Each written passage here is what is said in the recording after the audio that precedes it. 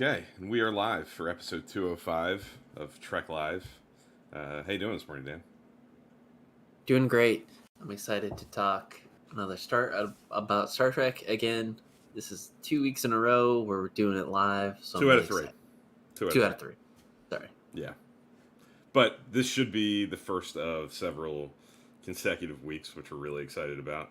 Yes. I do feel like we kind of went back to normal 2 weeks ago when we did a live stream. That was kind of a test, and then we uh, took some time last week to do some planning and to lock down, make sure we're good to go for the next little haul, and I think Yes. we are. So we're here for Sunday mornings for the next bit, and really excited to be back in the groove. Yep. Yeah, we don't really have rewatch recaps anymore. Some news though from We do.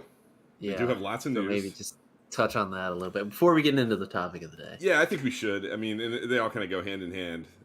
Topic of the week is the last year of Star Trek, and we got some big news about the year ahead. The next wave of new stuff. We got 2 trailers, and we got a big piece of news about Strange New Worlds season 2. At least one episode there. What struck you about what came out yesterday? Like, what's the number one thing that kind of pops in your head?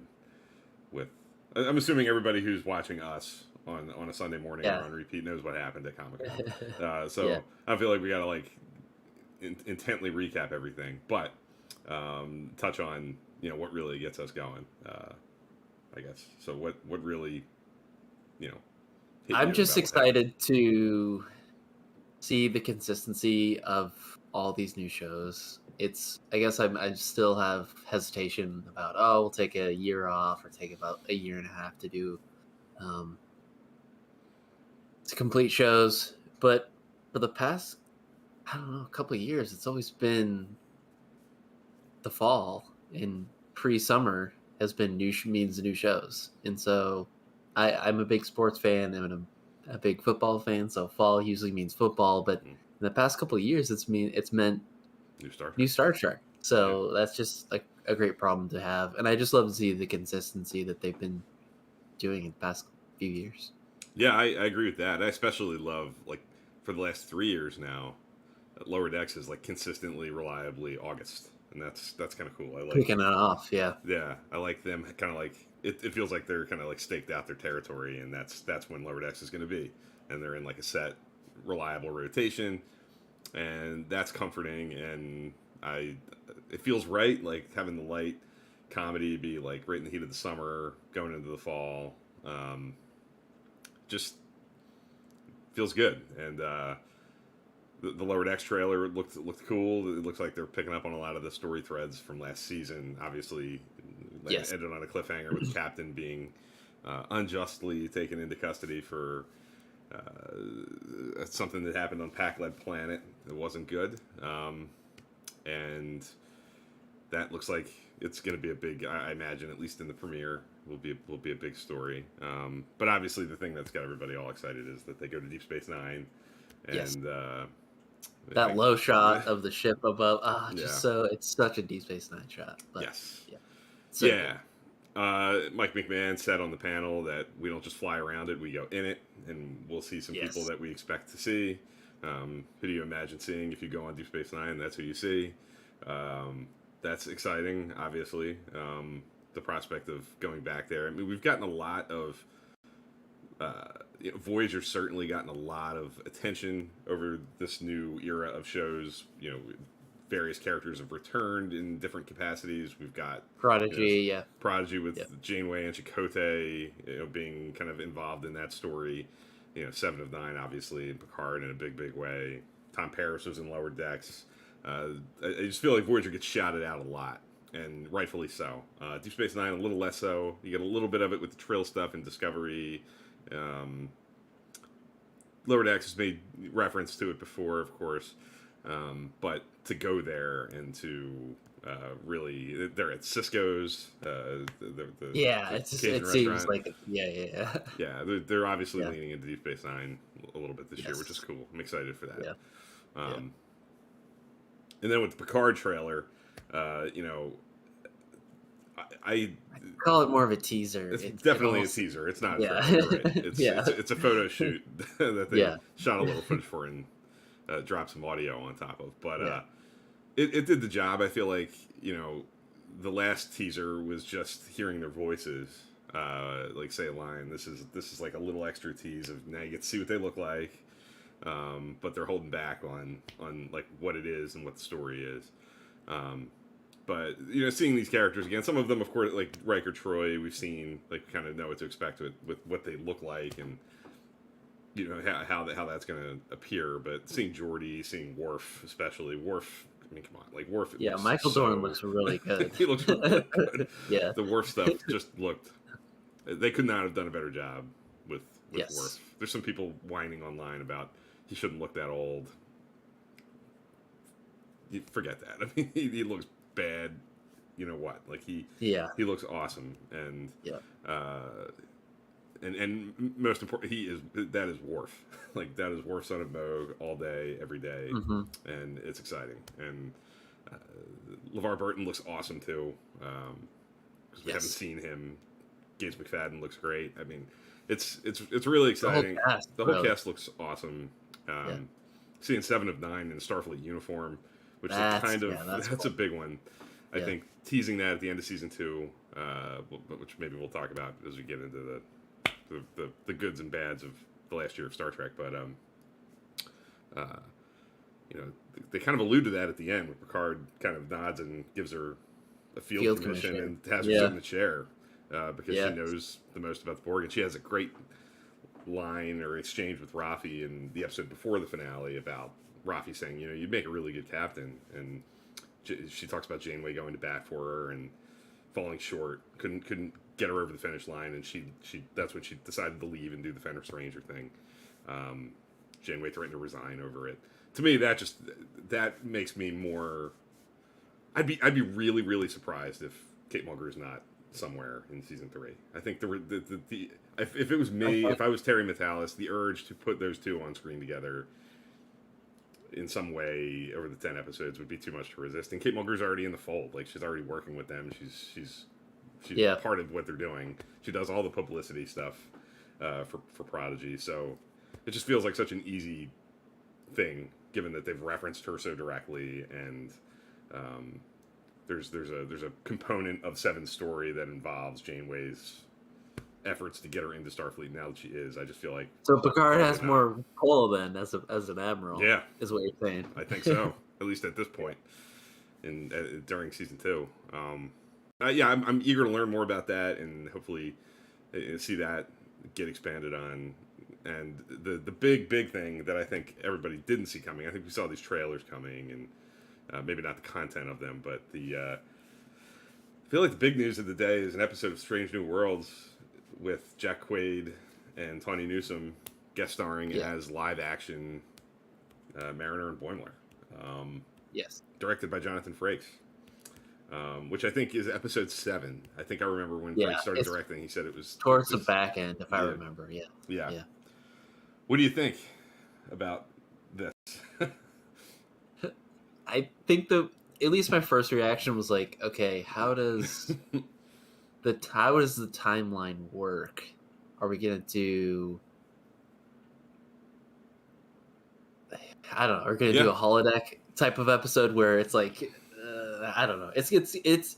I'm fine with it though, because to this point, I do think that all the new shows have treaded and interconnected so well with each other. Mm-hmm. So I have every confidence in their ability to kind of bring those two shows together. But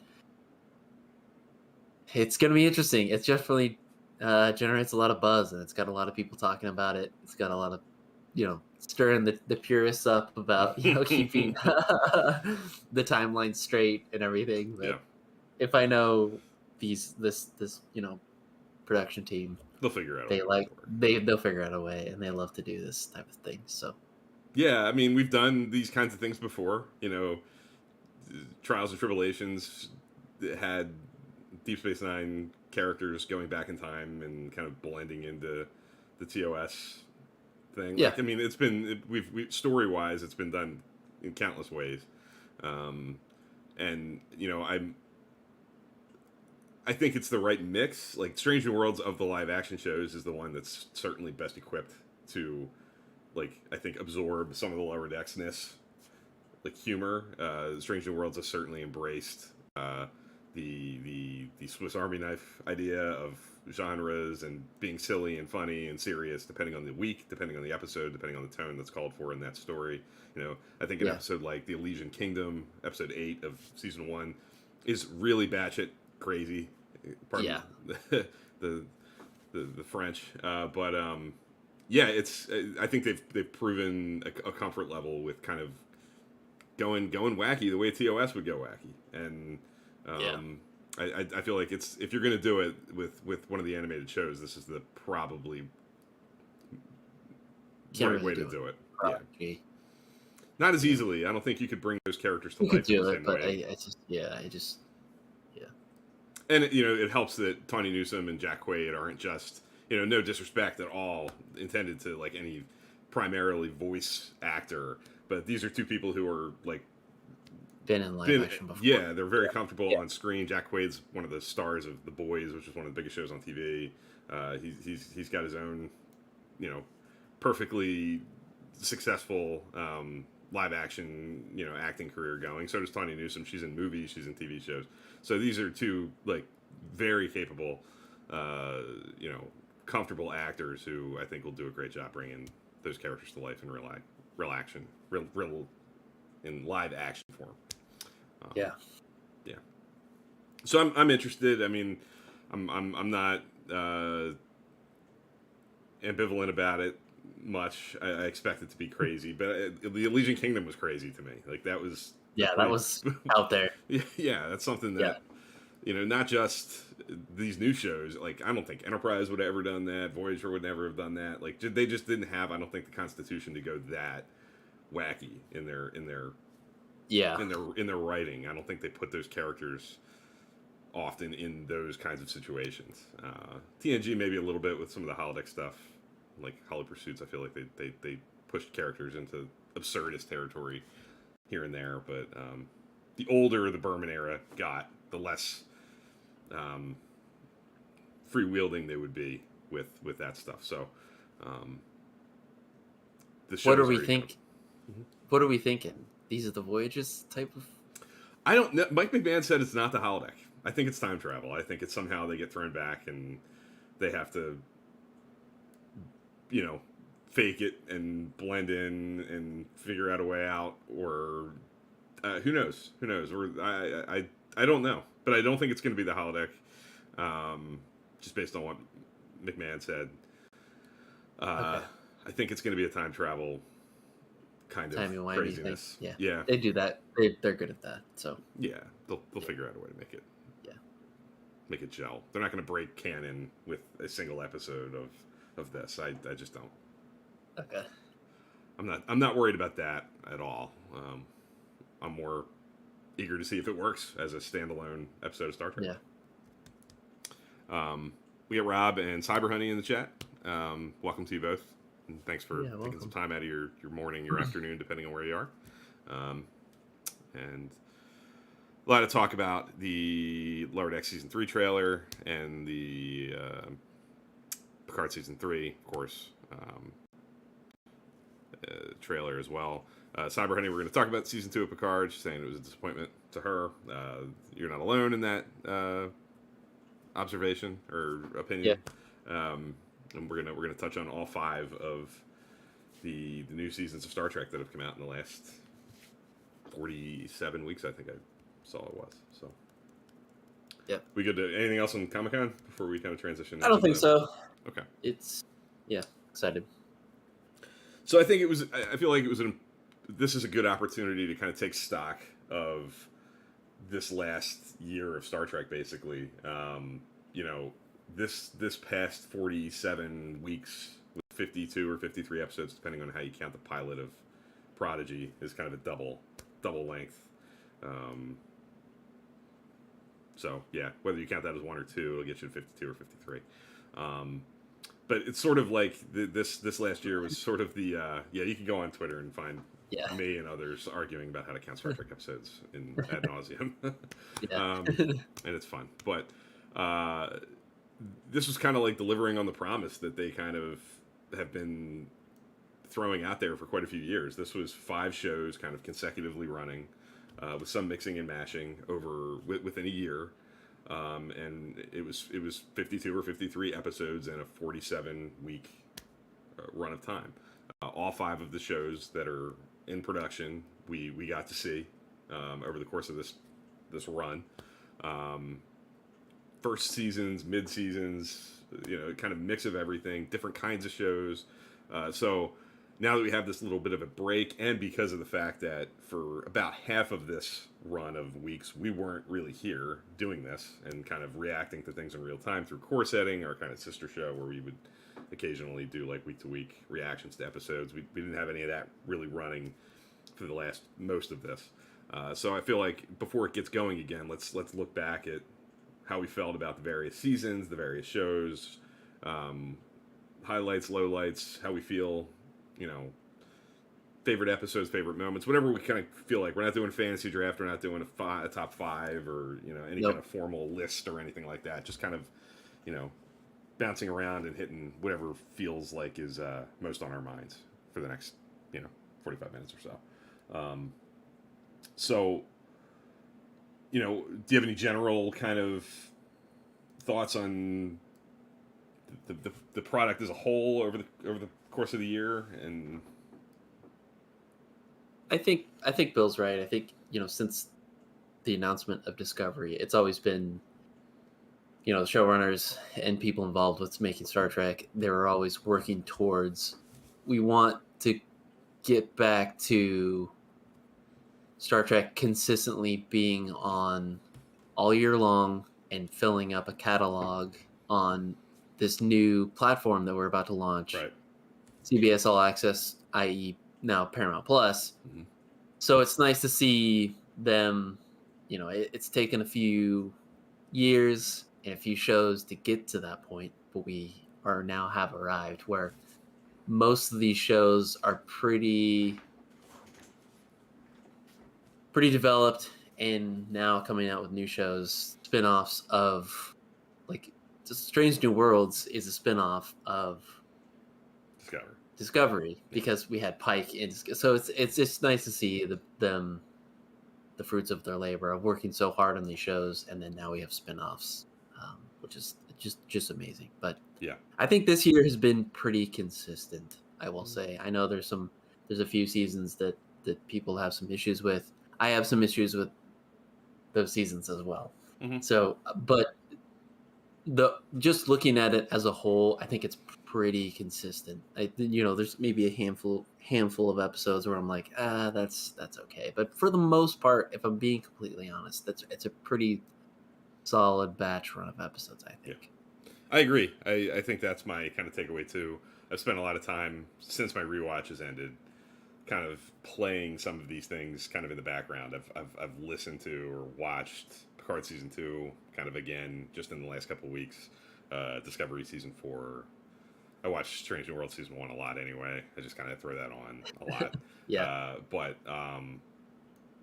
So I've kind of tried to really throw myself into these episodes and these shows, and I think the promise that they really delivered on, in addition to it being, being the consecutive run and filling a calendar year, is the diversity of tones that the shows represent. I think they've kind of successfully created 5 shows that are kind of undeniably Star Trek in their own way, but are vastly different from each other and hit different, flavors. Prodigy is vastly different than Picard, but I think they're both Star Trek shows aimed at different. You could say different audiences, I guess, primarily, but I think their mission statements are different, and the kind of satisfaction they're aiming to hit is different. And I think the same goes for Discovery and Lower Decks and any combination of the 5. They're all very unique kinds of shows, and I'm grateful for that. I don't ever feel like I'm watching sort of a carbon copied, reshuffled deck of the same sort of concept. They all have unique traits and personalities, and I think they all work. For me, I can't speak for everybody. I know there's people out there who, are thumbs up and thumbs down on maybe some of the shows, but I genuinely enjoy all five of them. I mean, I can watch all five of them. If I got my wish and got my like random Star Trek episode generator in Paramount Plus, that could hit a button one and day, give hopefully. me just Gotta keep pushing something. it. I know. I really want it to just give me something random from all of it. And if something came up from any of those five shows, I'd be down to like just have something on in the background. I wouldn't be like, oh no, Prodigy, not Picard. I'd be happy with any of it. Yeah. And I guess we should just kind of touch on each show and Let's do it. look at each one and that season. Think about highlights, things we really liked. If we have negatives, obviously touch on them as well. Lower Decks was first, kicked off this run. Lower Decks season 2 back in August, almost a year ago. 10 episodes of that season. What do you remember about Lower Decks season 2? We actually this is the one that we actually kind of touched on a lot. We were doing core setting those 10 weeks. There's an episode on this channel that's like an instant reaction to I think all of those episodes. And my memory of it was we were enjoying the heck out of it when it was happening for the most part. But overall thoughts on Lower Decks through 2 seasons. Lower Decks was the show that the animated stuff was the most I felt I was hesitant about. Yeah. I think anytime you go to a different medium, especially something that's been traditionally on a live action front, there's some hesitation. But there wasn't a drop off from season 1. I think it was again very consistent like we've seen. I think there's some really classics if we're talking about maybe at the end like episodes of the year. I think there's definitely one or two in there that you could maybe point to as pretty solid run, top 10 of the year probably. Yeah, I agree. So yeah, it's been very consistent. I think the characters are really finding their footing, and it's a show that I look forward to again watching in the next. I'm looking forward to the next season, and I think that's a mark of a good show, and to be able to keep it on air. I think as Star Trek fans, we always our main goal is to keep Star Trek on the air and generating new seasons and stuff, and I think they've done that. Yeah, I agree. I'm very happy with Lower Decks. I was also, especially at the in the earliest days after it was announced, I definitely was a little nervous, just because it was such a departure. Animation. We've had the animated series has been out there for a long time, but that is what it is. And if that's the only kind of comparison and the only kind of equivalent thing out there, that's maybe was driving a lot of my nervousness. But the fact that it was going to be a comedy, like completely embrace the comedy genre, maybe. But it's really the big thing with Lower Decks to me is it's like even in episodes that I don't necessarily respond to as strongly as others, it ends and every single time without fail I'm like, well, that was a Star Trek episode. Like there's no doubt about it. That was a Star Trek episode. It had a Star Trek approach to a message, or something it wanted you to think about.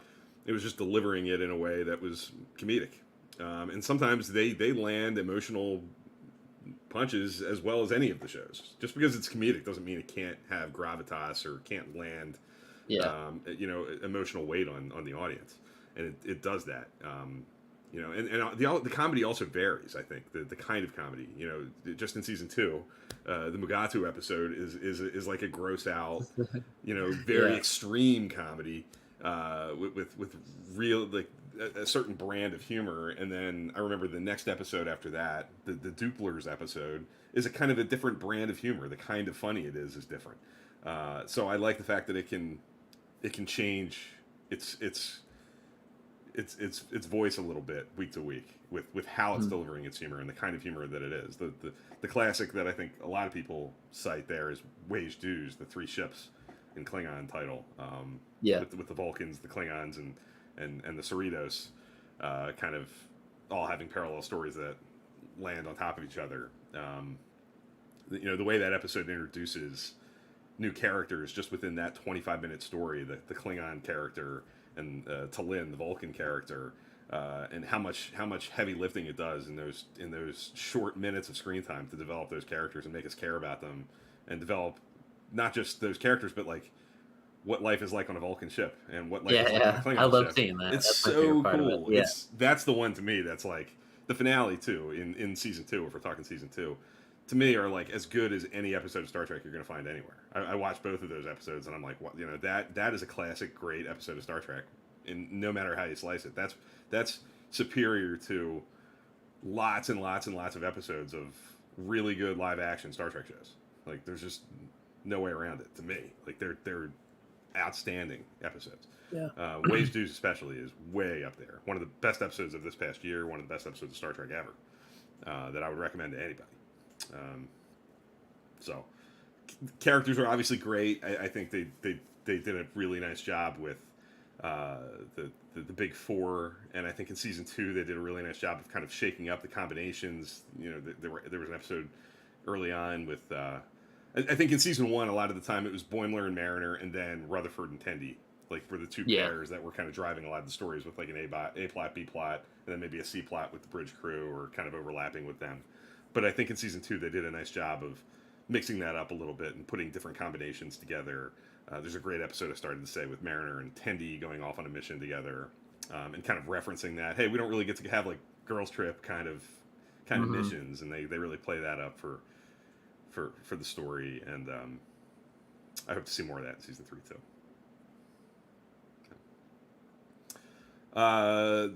The next one that came around was Prodigy, although that's kind of like sliced into different halves. They kind of sliced the season first. 1A, 1B. Yeah. With where they dropped, they kind of bracketed Discovery with these 10 episodes. But you just finished it, I think. Yeah, I finished it. You finished it. You were holding off on some of this, and I'm curious to hear what you think about it now that you've seen the 9 or 10 episodes, depending on how you count it. And what do you think?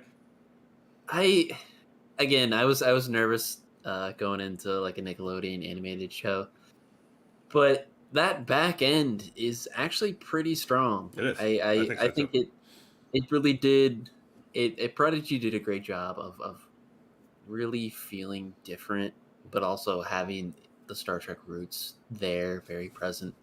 And again, it is technically meant for a younger audience, so you're going to get really on the nose types of explanations and plot points and things like that. Yeah. But if you think about it, that's a lot like what TOS is. Yeah. It's really, in early TNG, there's some really on the nose stuff. Absolutely. And explanations about things. So I was pleasantly surprised is what I'll say. I really like those last 4 episodes. Those you can't pull away from them, and it's, which is amazing, because it just took 10 episodes to really get invested in these characters, which I didn't expect. So I'm really happy with it. I'm excited for the 1B, or however they're slicing the next batch of episodes. I think it's 1B. I think that first 10 is kind of 1A, even though that's even broken up. And then what's coming later this year is going to be 1B, I guess. And it's cool because we've got great Voyager roots too. Oh, yeah. This is just really exciting with a lot of the ending of Voyager and new wrinkles to Voyager as well. So all good things from Prodigy. I agree. I think I've heard one of the showrunners now. I think he's the showrunner now. The head writer, Aaron Watke, who's one of the best followers on Twitter. He's like, I remember Ted Sullivan was like this when he was on Discovery in the early days. He was like a writer on the show, and just constantly engaging with fans and had really good things to say and was approachable. Aaron Watke is the guy. He wrote Kobayashi, and he's, I believe, in season 2 the head writer, and he's like co-executive producer in season 1.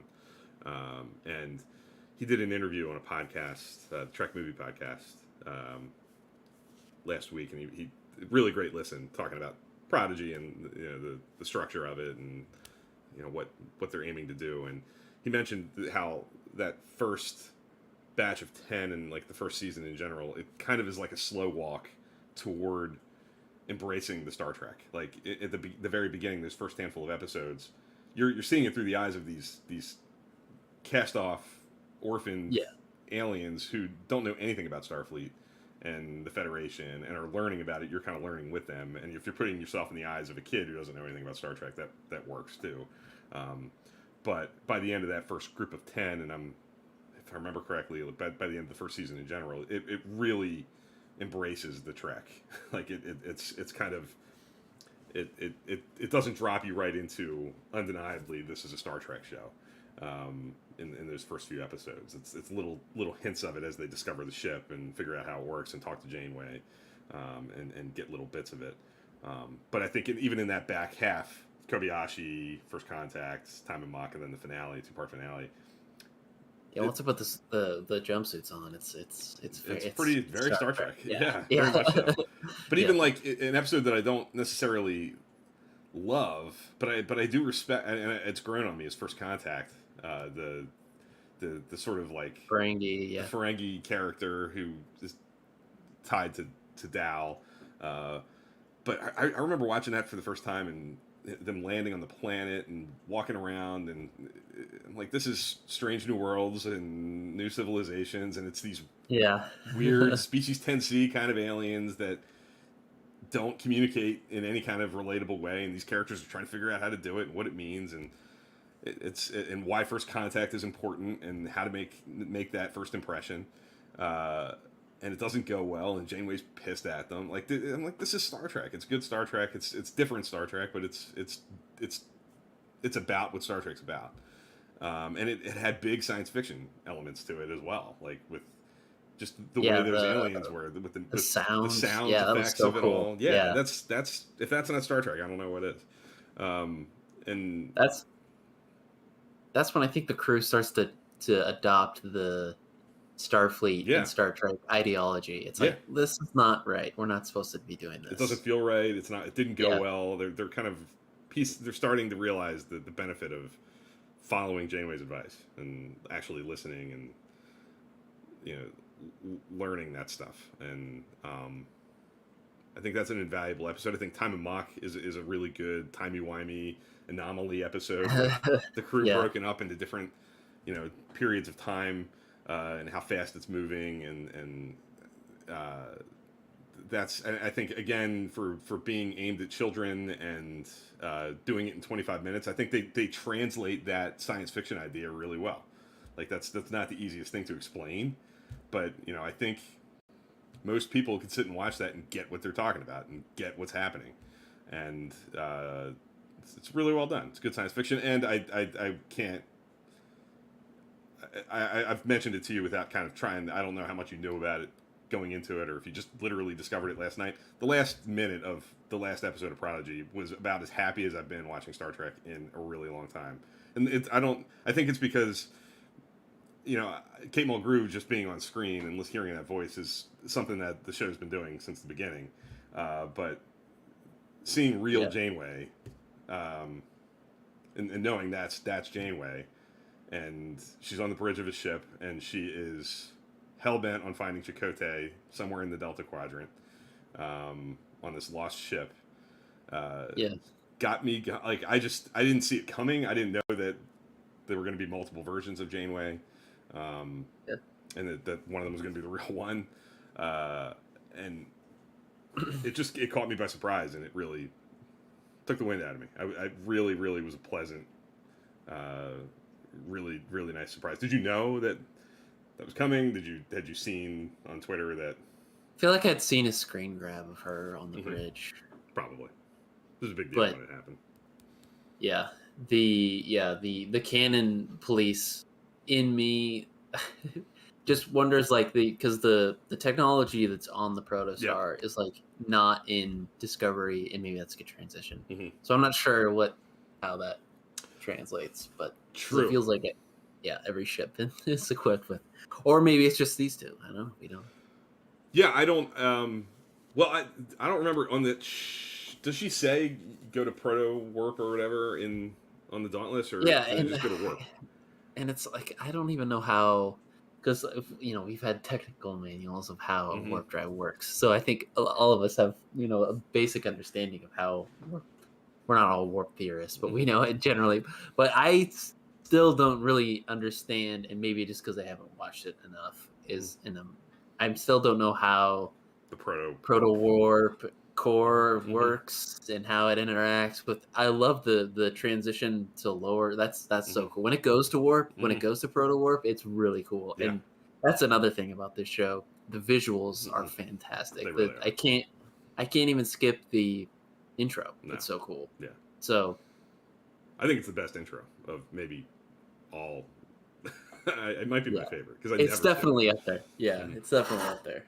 But yeah, how does the proto warp drive fit? And what? There's a lot we don't know. I mean, it's kind of gotten dicey with. So Prodigy takes place after Lower Decks, but before Picard. So like, if we see Janeway in Picard season 3, that's after whatever she's got going on in Prodigy. Yeah. This is in the years. It's definitely later. So it gets kind of. But is she in Insurrection, or where is she in? She's in Nemesis. She's an admiral in Nemesis. When is Nemesis? Is that before that? That's before Lower Decks. That's like if I remember correctly, Lower Decks is a year after Nemesis. If my memory is right, it gets dicey because there's so much of it, and that's like the most crowded part. If memory serves, right? If memory serves. Yeah. Yep. I think so. There's definitely going to have to be more explaining to do with the proto warp, and I just like what they did with Discovery. I'm sure they know that they're going to have to figure out a way to make it work, and maybe why it's a one-off and why it doesn't merit being rolled out to more ships and made mainstream. Is there some sort of technical issue with it? Is it damaging to something, or is there some reason they can't use it? I think we're going to find that out. I would hope over the course of the show. But for now, we're kind of waiting for that piece of information. I guess we should transition to Discovery, season 4, which came next. I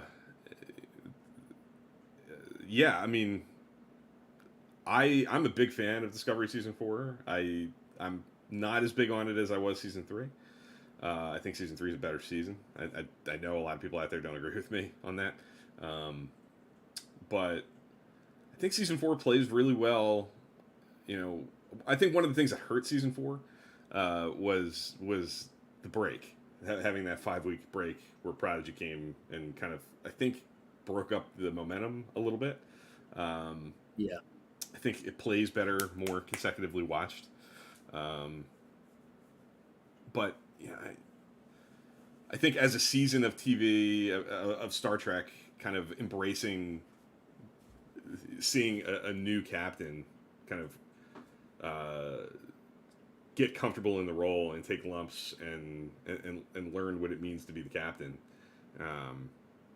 It's successful. That's something that we haven't really seen. Most of all these other shows were kind of dropped in where the captain or the lead of the show is pretty comfortable in their skin and pretty comfortable in their role.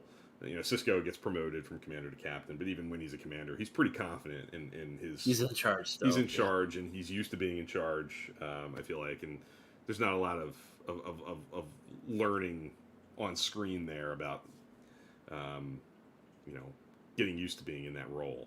But I think season 4 Discovery does a nice job of kind of keeping the focus on that for Burnham. And I think that's valuable for Trek to have in its in its story to see that growth in leadership.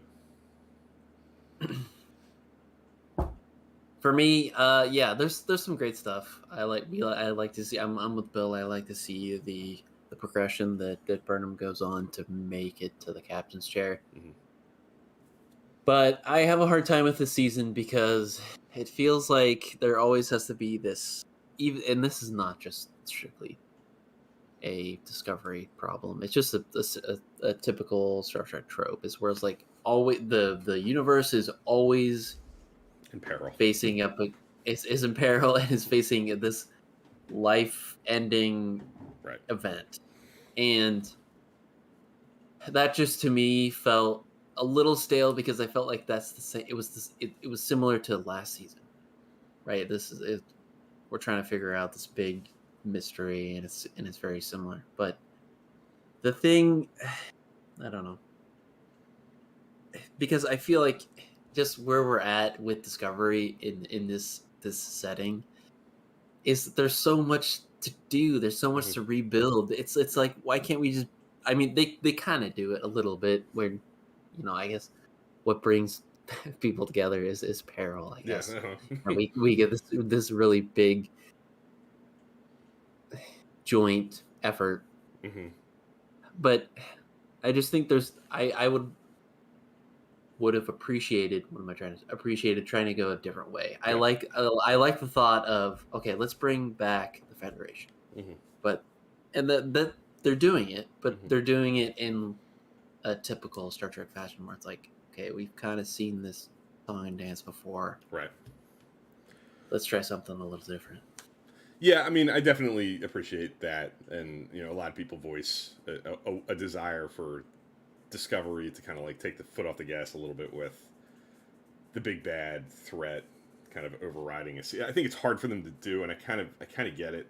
If the DNA of the show is to have this kind of more serialized format, I think they feel like they need to have a thread pulling the season together. So that the way to do that is to create stakes and to have it be a real threat. But it does. My answer to this is always, I do feel like they've mixed it up a little bit in Discovery. Like season 3, my big talking point with this is if you really watch season 3, it's not like the burn is something that happened 100 years ago, and it's kind of hanging over. It's this unanswered question that's kind of preventing trust and preventing anybody from moving forward with being able to rebuild the Federation or rebuild any kind of alliance. Yeah. There's just mistrust out there, and there's a lot of damage done and a lot of unanswered questions.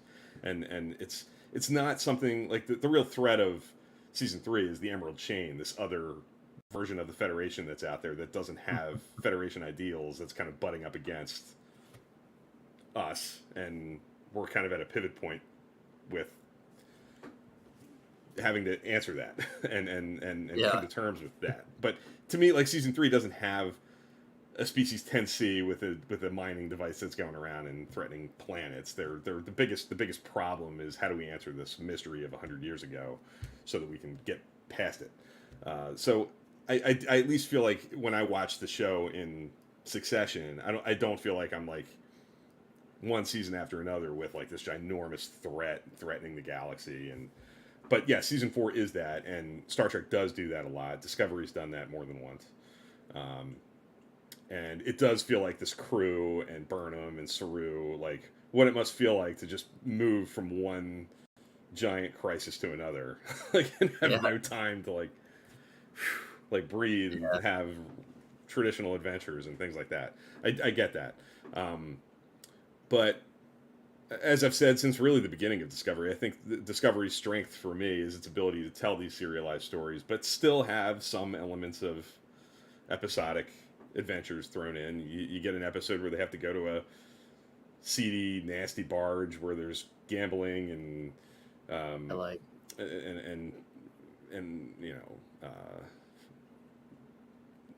it's very different than the episode where they stand around and argue about what to do with a sentient computer, or the cadet episode. There's a lot of variety. Mm-hmm. There's a lot of variety. But they are constantly operating, and especially I think in the wake of Strange New Worlds and seeing a show that's like live action Star Trek and avoiding having that overarching thing.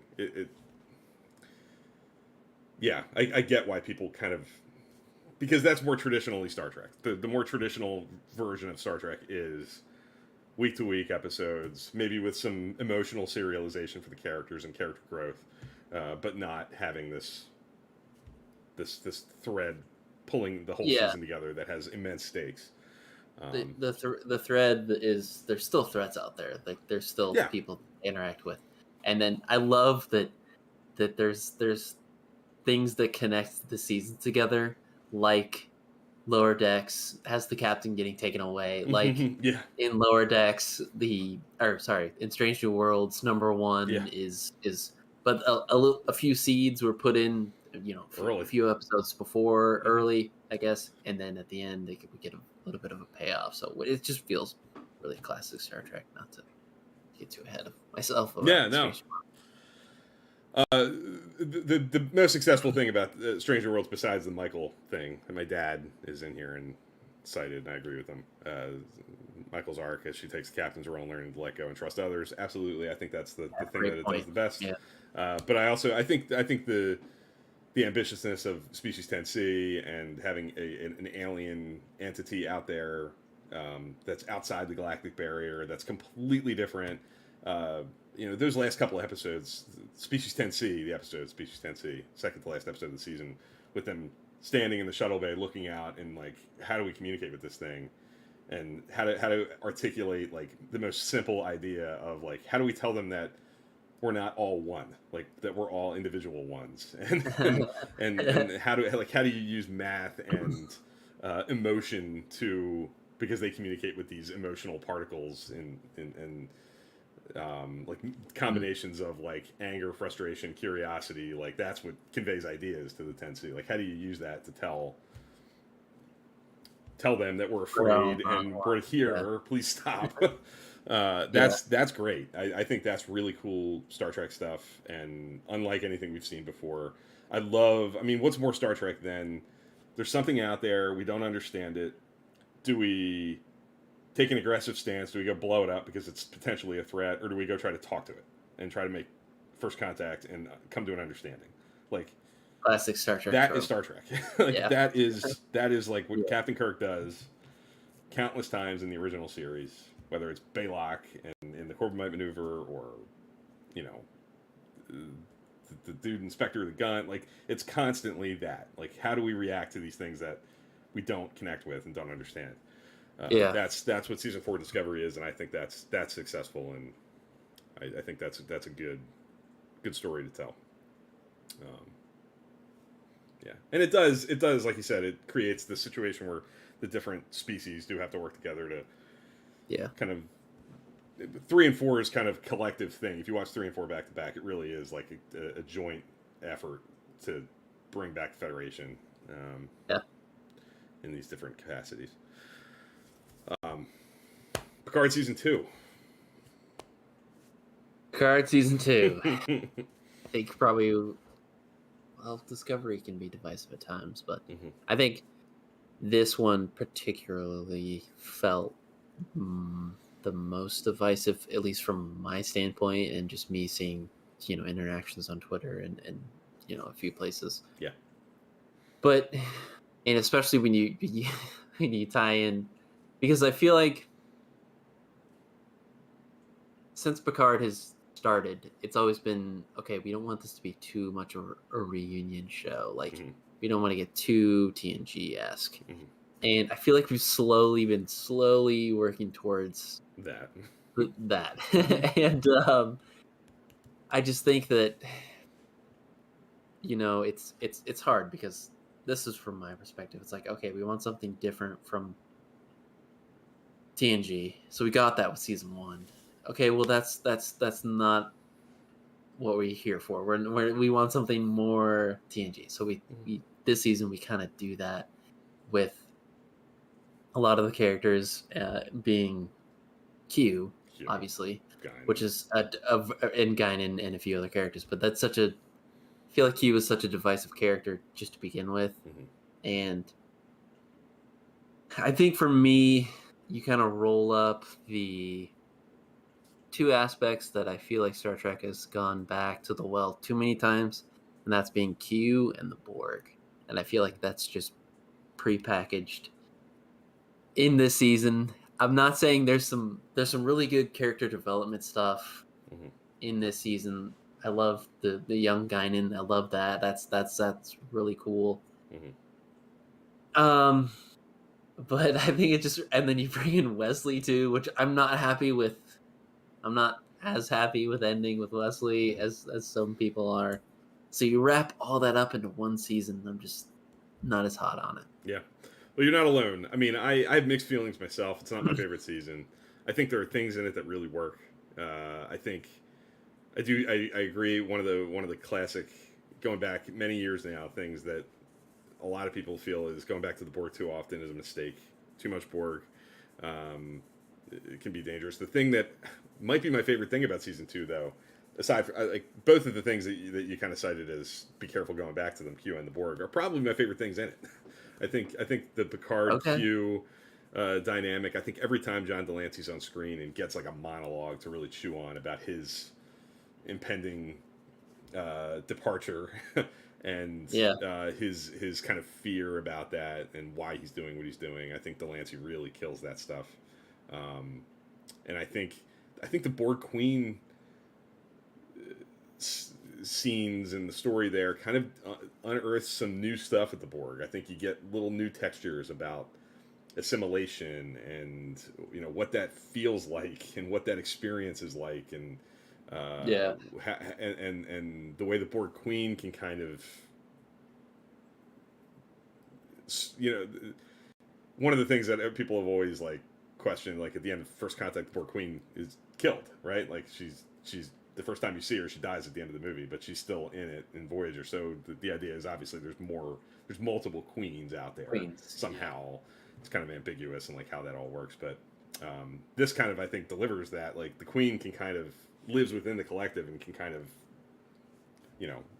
move around and take hold of different elements of the collective and the Section 31 of the Borg. Yeah, kind of. Yeah. And I think they do a nice job with that. I think Alison Pill as Jurati kind of slowly succumbing to the Queen is really well done. And I think thematically, if season 2 of Picard is about people struggling to find a connection, like trusting another person, and it kind of kicks off with being about Picard's inability to kind of really commit to another person and trust, and has that like facade of duty and uptight like rigidity to him. These other characters surrounding him are kind of in the same boat. It's also about Rafi and Seven finding a way to connect despite their own struggles on that front. It's about Jurati's inability to find a connection, and the Borg Queen is that for her. These different pairs of people. Rios is a guy who was so broken and like depressed and he was a loner. Disenchanted. He was living on a ship with holograms of himself to run the ship. Like he had nothing, and going back and finding a place where he feels more himself and has a connection. Like these different characters are all kind of on the same journey. I think they do a nice job, and I think binging it, watching it in succession and not over 10 weeks helps some of those thematic consistencies and allow some of those things to drive home a little bit more. But there's no doubt that to me it like loses steam in the middle of the season. I think it starts strong. Those first couple of episodes are bangers. They're really strong, really intense episodes of Star Trek that deliver new stuff, exciting feeling. I think an improvement on a lot of what we got in season 1, but I think the time spent on Earth in some of those middle episodes is just not dynamic enough episode to episode to like keep the season exciting for a lot of people, myself included. I think it does struggle in the middle, but I think it ends reasonably okay. It starts really strong, and there are moments of character growth, and and little hints of things that really work well for me. But I Yeah. get it's one of those things like I can't argue with people it doesn't work with because I get it. Like it's Yeah. not my favorite. It's not. It's just not consistent enough for me as a whole. But I'm glad it exists. I think there are going to be things in it, like I touched on in our first conversation about what's coming. I think the stuff with Seven, talking about her post Voyager, what did she want to do? Could she get in Starfleet? Could she not? I think stuff like that you get in season 2 is going to pay off in season 3. You know, I think. How do you feel about, because the other big thing that people talk about is season 2 ends, and a lot of the characters that we've kind of gotten to know in the first couple of seasons, Elnor, Rios, Girardi, they're gone. Like they're not going to be in season 3. Issa Briones as Soji, who's barely in season 2. She plays a different character. Yeah. But these actors who are like the regulars, do you mind that some of these characters are? Who do you think ended well? Do you think any of these characters ended at a point where you're like, okay, I'm good, or do you think not so much? I don't know. It's hard because we have such a short batch of Right. these characters with Picard. Yeah. But I think I don't know. I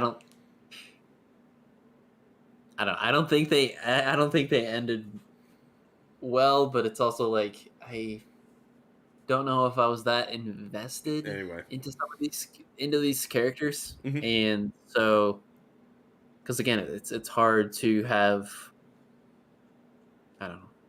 It's hard to put them up against some of these other characters even in this season that Picard has such a strong relationship with, that being Q and Guinan too. Mm-hmm. Right. So it's I don't know if I have that much invested in these characters.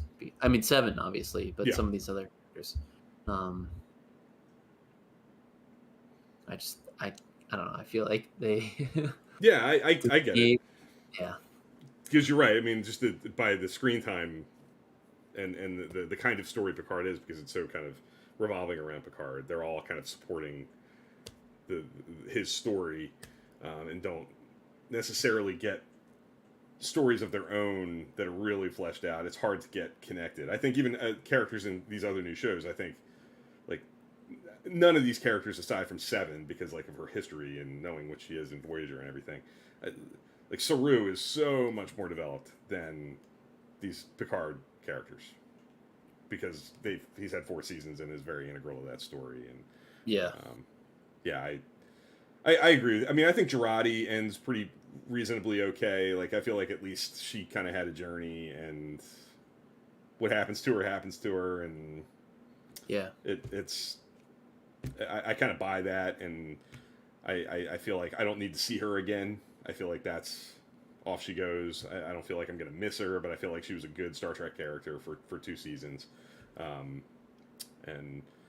you know, the Rios choice is complicated. You know, I feel like they had a good character there that could have...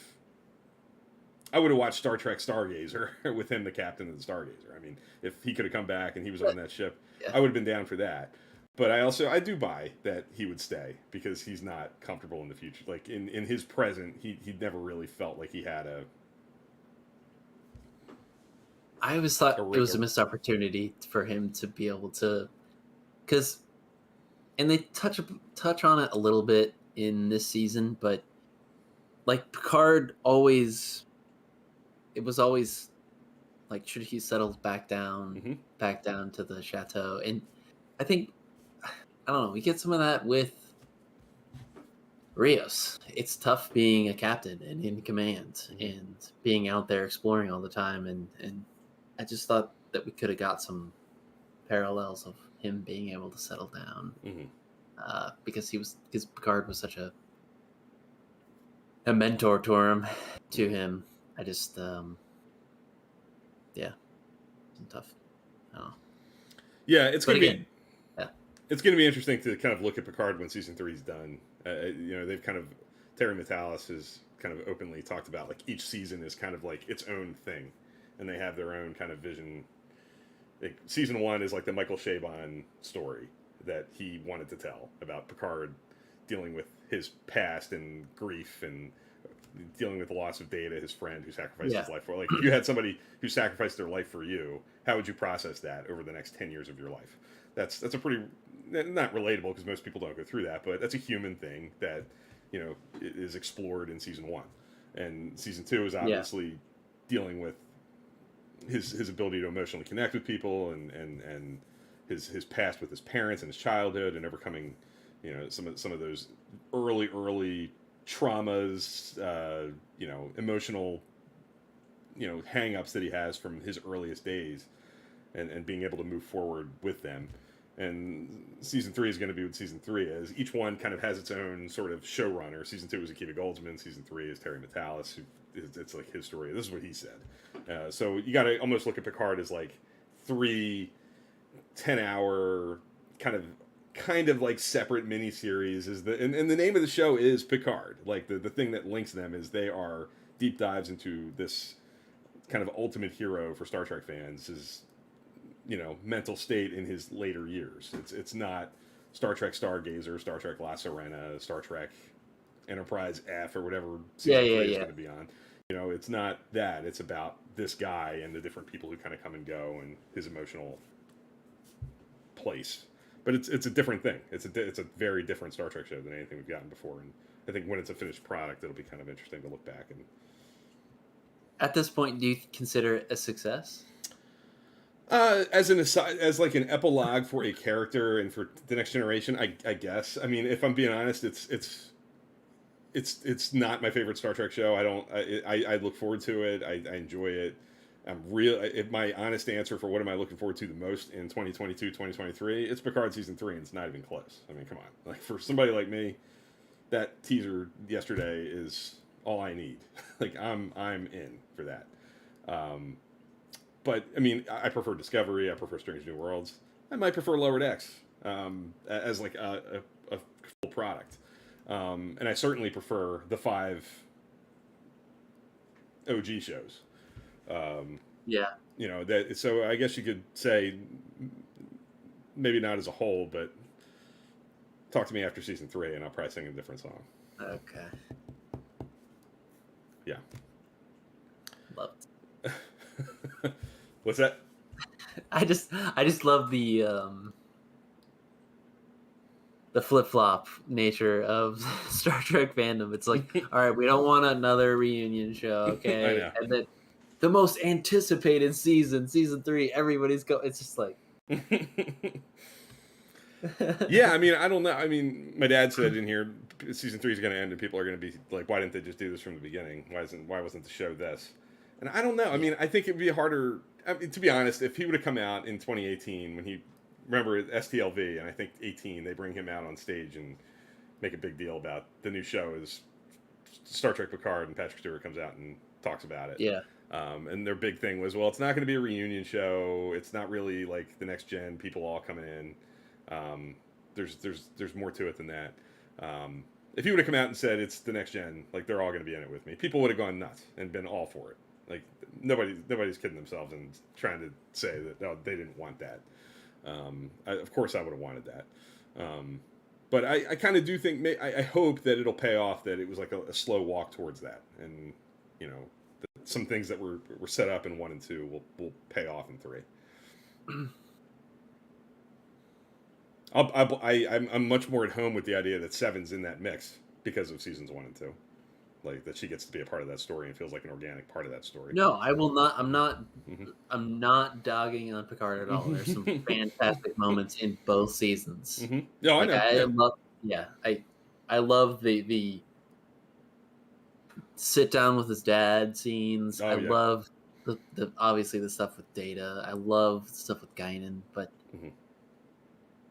jury's still out on if it's a successful show, and it's just tough even to begin with because these shows are so consistent. They are all the other shows are so good. So it's just it's in tough company. Yeah, That's all I'll say. That's my fair. ending.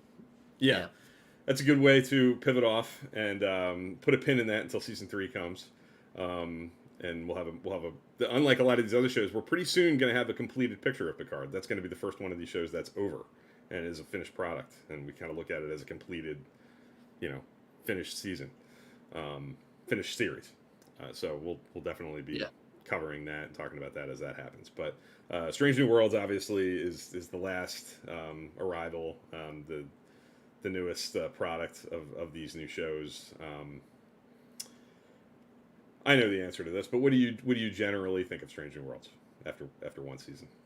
This is my favorite show of favorite season of the year. I think.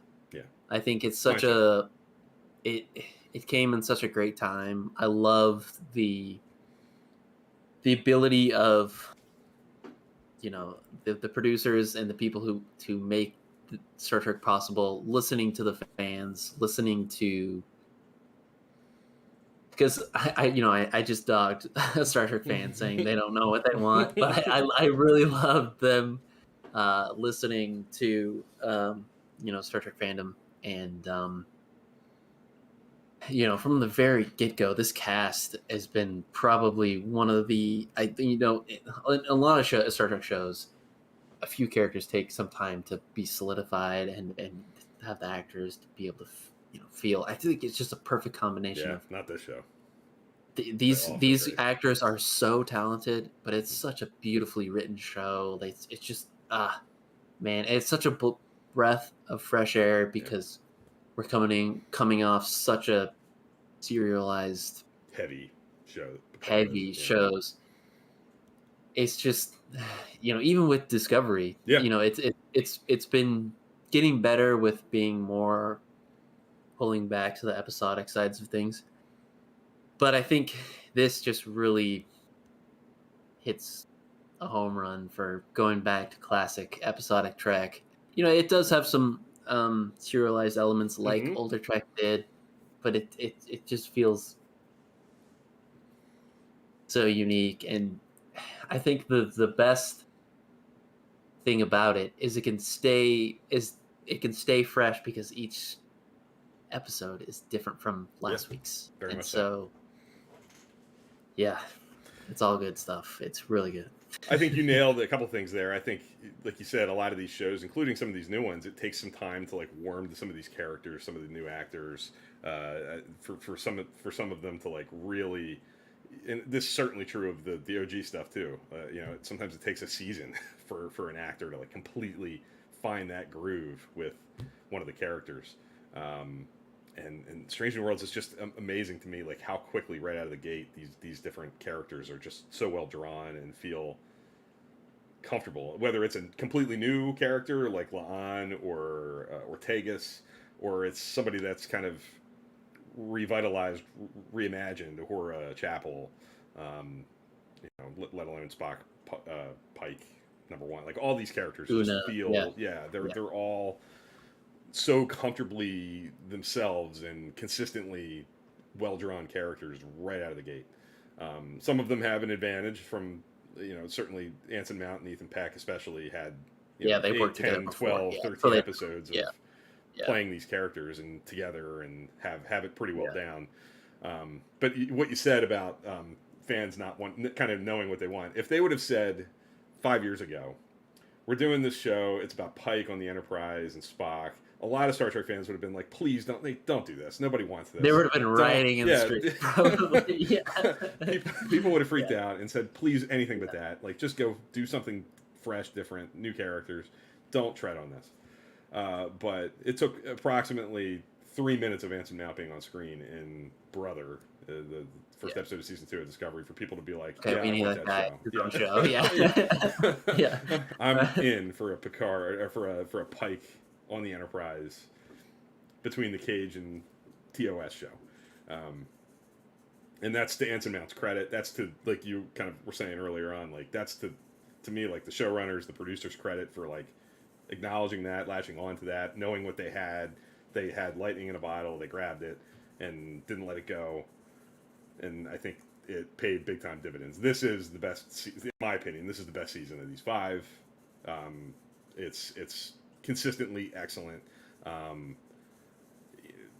They completely capture they capitalize on the strength of the Star Trek concept of different kinds of stories, episodic storytelling with linked world building and character development. They embrace the different tones. Each episode has its own voice. There's an interview I watched on, I think it was the 7th Rule, the Sirach Lofton Deep Space Nine show. They had the director of the finale, who's the producing director, like the Olatunde of Strange New Worlds, the head guy, who hires all the directors and kind of supervises the directing of all the episodes. And he talked about they're kind of, unlike Discovery, which has its own, like they're trying to keep it kind of consistent because of the serialized nature of it. But each director's definitely given freedom on that show. Chris Fisher, the producing director of Stranger Worlds, talked about they wanted 10 different directors for the 10 episodes, and they wanted to give each director like the authority, like you're making a Star Trek movie for an hour. Like you get to do your own thing, embrace your own tone, your own kind of visual style, like make it your own thing. This is its own movie. And that is completely successfully realized, I think. Each one of these stories is completely, its own thing, and I think they do a nice job of capturing that element of Star Trek, which I think is so foundational to a lot of people, and I think that's why a lot of people love it so much. That's the difference in this era.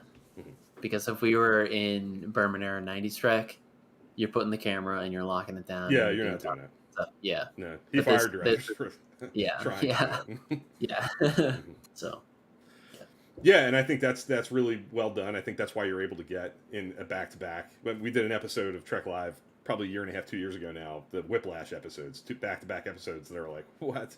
They completely this different whole season tones. This whole season, but like the Elysian Kingdom with the storybook kind of fantasy story with the actors acting the way they're acting, and then the next episode's All Those Who Wander, which is like a straight-up like alien-ish horror kind of story, completely different. I love that. But they're really walking the tightrope too. I mean, they're introducing new characters. They're maintaining existing characters. They're teeing up and setting up characters that we know from TOS and giving them like their foundational early, storylines with Uhura, Chapel, Spock. They're trying to. There's a lot of complicated stuff they're trying to achieve here. They're kind of wrapping Pike's story, but starting Uhura's. Like they're walking Pike towards his conclusion, but starting Uhura off on hers. And so there's these different things that they're kind of all trying to juggle. But it's so unbelievably watchable. It's so easy to just like pop one on, which is the way that the old shows were. Like just stumble into it in syndication. If you can imagine yourself like flipping through channels and stopping on Spike TV or on BBC America and finding Spock and Muck and wanting to stop and watch it. Like that works in this show. And I love it. I can't sing its praises enough. I mean, it's and Ethan Peck is, every time I watch it, it impresses me more. He is, I mean, nobody's Nimoy, but he is effing Spock. He is Spock all day long. He's perfect as Spock. I just think, and I know we're singing Strange New Worlds praises because it is really good, but I don't want to take away from the fact that we wouldn't have this show without the experimentation and all the work that's been done before with these other shows. No doubt. Because I think, I just think that they've perfected, making these shows unique enough to where they don't get stale. And then it also helps that we're only, 10 or 12 episodes a season. Mm-hmm. So we don't have to come up with so many stories. But definitely. I just think that this is the Strange New Worlds is a product of the work that these other shows have done. So, but yeah, I also really love that we get more. I know Lower Decks has some. It feels a little bit more casual, but we get some casual moments in Strange New Worlds that I really like, and that we didn't get enough of in some of these other shows as well. your tweet that from I don't know how many weeks ago it was now with the common thread across Star Trek of the characters eating, like sharing a meal. Like Yeah. there's a little bit of that in Discovery. I mean, all the shows have a mess hall where you kind of pop in. That's the kind of the place that you can see characters with their hair down a little bit. But the way that they've used Pike's quarters as like that he does that kind of like Cisco would do it, have a meal with the crew, and it would bring people in that way. Has paid dividends. I think it really casualizes the ship a little bit. It creates this air of these are really friends off duty. They respect each other as people. They're not just coworkers. They're not just in a chain of command. And that's one of the core things in Star Trek too. That it's found family in these different series. They all have that in varying degrees. Different shows emphasize it in different ways, but they all hammer that home. That's like the one thing that I think is, other than the name Star Trek and that it's on a spaceship or a space station, that's the thing that links all these shows together. And that's one of the ways Strange New Worlds does it really well. Yeah, for sure. Yep. Favorite episodes of just like not like each show, but are there things that pop out, episodes that are favorites from across all of it that kind of pop to you? Like what comes to mind? Kind of gut check without digging too deep. I mean, try to put together like a little bit of a. I mean, obviously, the elephant in the room, Equality of Mercy, is probably up there too. Spock and Mock is. Are we talking just Strange New Worlds? No, or all of it. Just... Oh, okay. Of the year.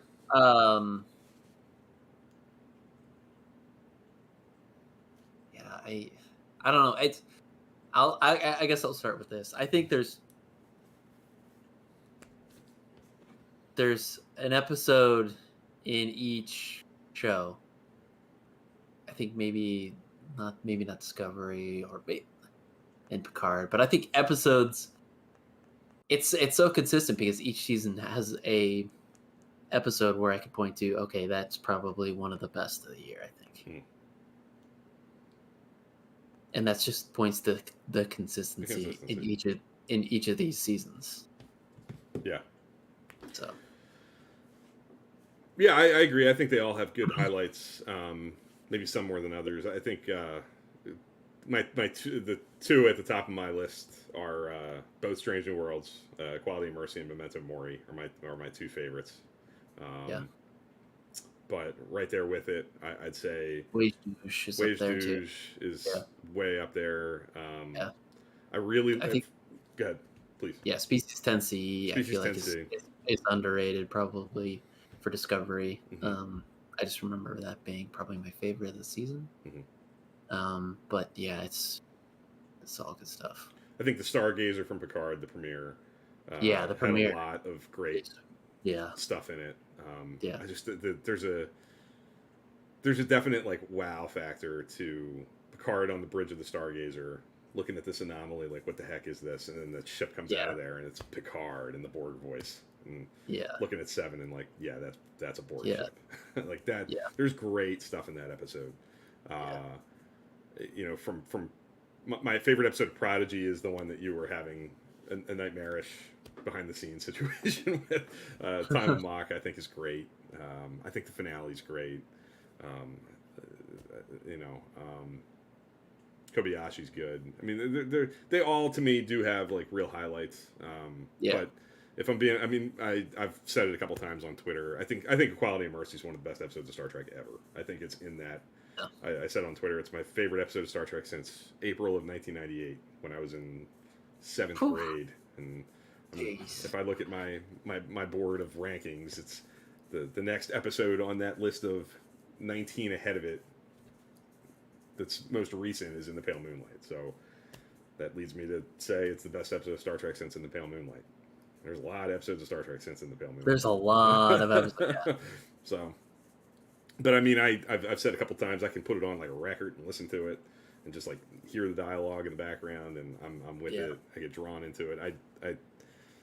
I think without any doubt in my mind, it's like an all timer. It's closer to yesterday's Enterprise than not, and that's crazy. That is crazy. Yeah. Do you have, if you had to pick a one, would it, like a single number one? What's the best? What's your favorite episode that's come out My favorite in this last year? Your favorite episode in this year?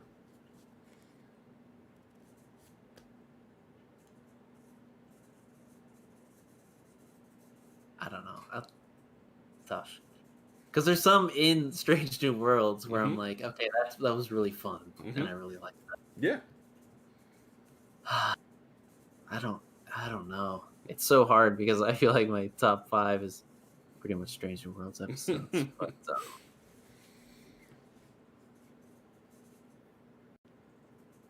and that's perfectly okay. I mean, like I said, my top 2 are, and yeah, I don't know.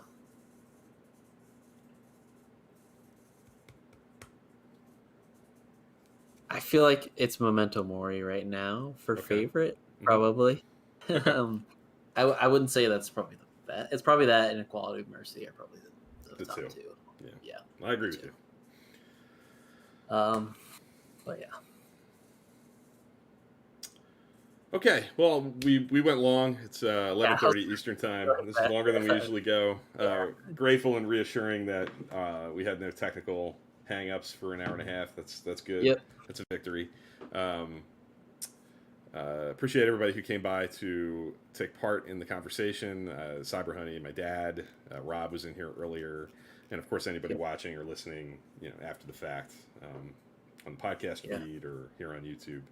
We appreciate taking the time to check out what we talk about here, and let us know what's your favorite episode of the last year of these the 5 different seasons from 5 different shows that have rolled out in the last calendar year. Definitely eager to hear. I've posted that on Twitter as well, and I've gotten all kinds of feedback. A lot of good answers. Ways Dues gets picked. Quality Mercy gets picked. I've seen Memento Mori. I've seen Squawk and Mock. Species 10C. Like a lot of the episodes that we kind of touched on in that conversation are the kind of go-to picks, it seems like, for a lot of people. Yeah. Alrighty. Any last thoughts before we tune in next week? We're going to be back talking about Q, which I think is a perfect kind of transition. We kind of talked a little bit about it for Picard Season 2, but we're going to be doing a deep dive into character spotlight for Q. So tune in next week. A unique animal in like Star Trek, like he's in TNG, DS9, Voyager, Picard. He's got a beginning, middle, and an end. Voyager, yeah. He's got relationships with different characters from all these different shows, and a lot of history and a completed story now. So I feel like it's a good time to kind of look at him from kind of far points of farewell and think about what worked and what didn't and how we feel. So cool. All right. Well, thank everybody for watching again, and we'll see you next week. Yep. Thanks, everyone.